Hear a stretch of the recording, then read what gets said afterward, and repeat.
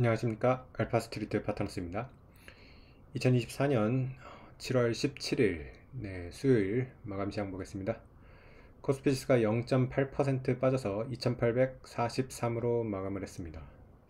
오늘 코스피 제법 하락을 했습니다. 거의 1% 가까이 빠졌고요. 코스닥은 1%가 넘게 이렇게 하락을 했습니다. 전날 미국 증시가 상당히 좋았거든요. 우리나라만 좀 또 이렇게 심하게 좀 빠졌습니다. 국내 증시 뭐 계속해서 상대적으로 안 좋은 거는 이거 몇 년째 계속되고 있는 그런 상황인 것 같습니다.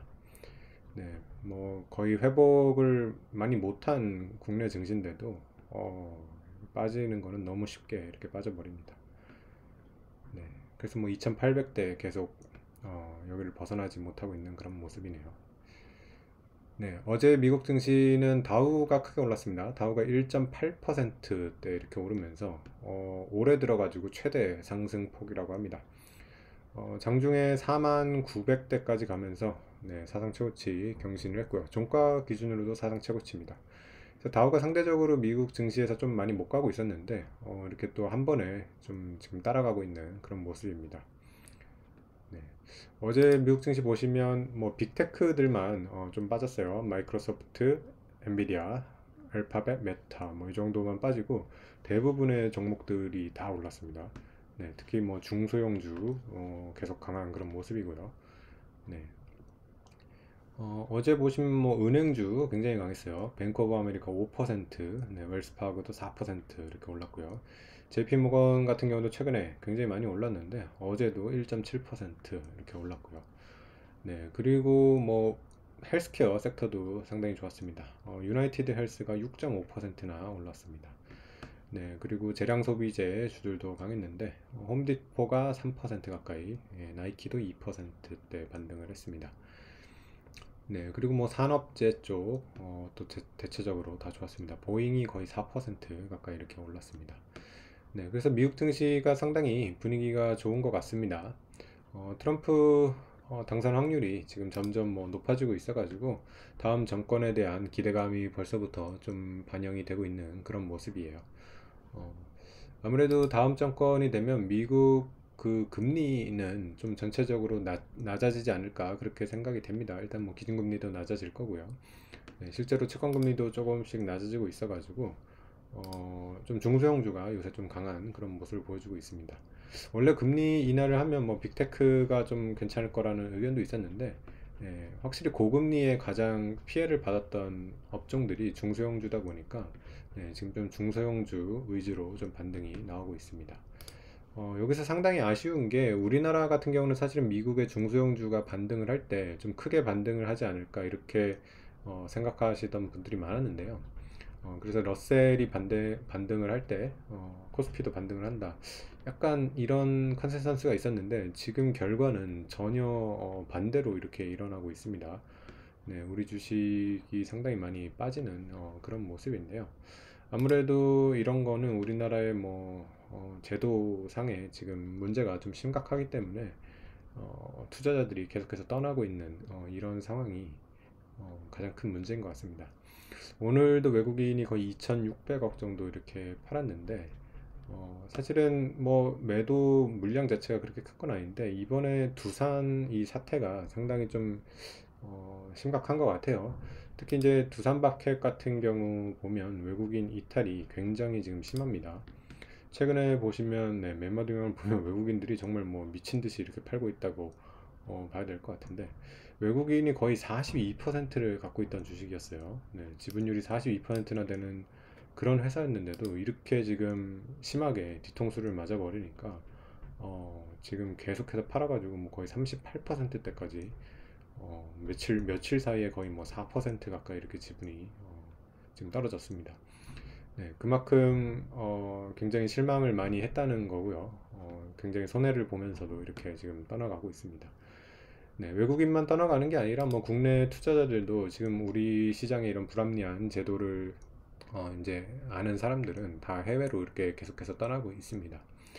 더군다나 이번에 이 두산 같은 게 참 고약하다고 이렇게 봐야 되는 게 금융위가 그래도 우리나라 이런 제도를 계속해서 좀 바꾸려고는 하고 있죠. 그래서 이 분할 뭐 합병 이런 것들이 워낙 지금 잘못돼 있다 보니까 좀 제도를 좀 선진화하는 그런 중이었는데 그거를 하기 전에 이렇게 지금 두산이 일을 벌려 버렸습니다. 네, 그래가지고 지금 보면 두산은 적용 대상이 아니라고 합니다. 그래서 일단은 뭐 법적으로도 제도적으로도 지금 막을 수가 없는 그런 상황이고요. 네, 참 이렇게 요새 우리 제도를 조금씩 이제 선진화 시키다 보니까 재벌들이나 이런 대주주들이 더 지금 악랄해지고 있는 것 같습니다. 이렇게 계속해서 좀 주주들 뒤통수를 치는 경우가 많아지고 있고요. 또 알짜 기업 같은 경우는 계속해서 자진 상폐 같은 것도 지금 많이 늘어나고 있다고 합니다.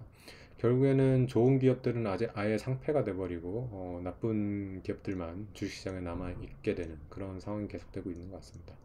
네, 그래서 뭐 문제가 뭐 한두 개가 아니어가지고 이걸 뭐 어디서부터 손을 봐야 될지는 모르겠는데 결국에는 투자자들은 이렇게 복잡한 거를 생각하기보다는 그냥 뭐 맘 편하게 미국 주식을 투자하는 게 낫겠죠. 네, 그래서 참 국내 증시가 좀 갈수록 첩첩산중이라는 느낌이 듭니다. 하지만 뭐 방향은 명확한 것 같습니다. 결국에는 미국보다 더 좋은 제도, 미국보다 더 수익률을 줄 수 있는 그런 시스템이 정착되지 않는 이상은 국내 주식에 투자자들이 돌아올 일은 없을 것 같고요. 네, 결국에는 미국 시장보다 우리가 기업 경쟁력이나 이런 것들이 모두 다 떨어지기 때문에 적어도 이런 제도나 이런 것들이 미국보다 나은 수준이 돼야지만 한국 시장에 대한 투자 매력이 생기기 때문에 결국에는 그런 방향으로 가야 되지 않을까 그렇게 생각됩니다. 만약에 그게 안 된다고 하면 뭐 한국의 자본시장이 결국에는 죽을 수밖에 없는 그런 상황으로 가게 될 것 같습니다. 네. 음, 그래서 참 두산 이번 사태가 두산 그 한 개의 회사의 문제만이 아니라 이렇게 국가 전체에 지금 참 악영향을 끼치고 있다는 게 좀 안타깝습니다. 사실은 뭐 두산뿐만이 아니라 SK 뭐 그전에 LG도 있었고요. 뭐 너무 많아가지고 뭐 거의 뭐 그렇지 않은 기업을 찾기가 오히려 어려울 정도인 것 같습니다. 좀 잘하는 기업들도 우리나라에 몇몇 있긴 한데 이런 것들이 같이 도매급으로 묶여가지고 이렇게 저평가를 받게 되니까 참 그런 것들이 슬픈 일인 것 같습니다.